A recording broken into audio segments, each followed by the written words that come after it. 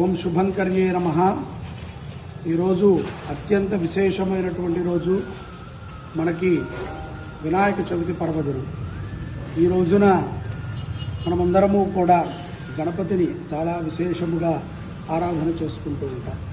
అయినప్పటికీ అనేక కారణాల చేత కొంతమంది ఆరాధన చేసినప్పటికీ దూరభారాలలో ఉండటము, ప్రయాణాలలో ఉండటం వారు ఈ శ్లోకాన్ని చదువుకుంటే ఆ యొక్క చంద్రుణ్ణి చూసినటువంటి దోషము తొలగి ఎటువంటి నీలాప నిందలకి వారు గురి కాదు.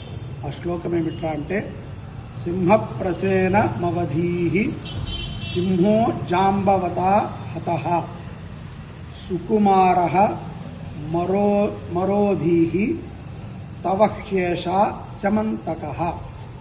ఈ యొక్క శ్లోకాన్ని ప్రతి ఒక్కరము కూడా ఒకసారి పఠనము చేయడం మంచిది. మీకు తెలిసిన వాళ్ళకు కూడా చెప్పండి.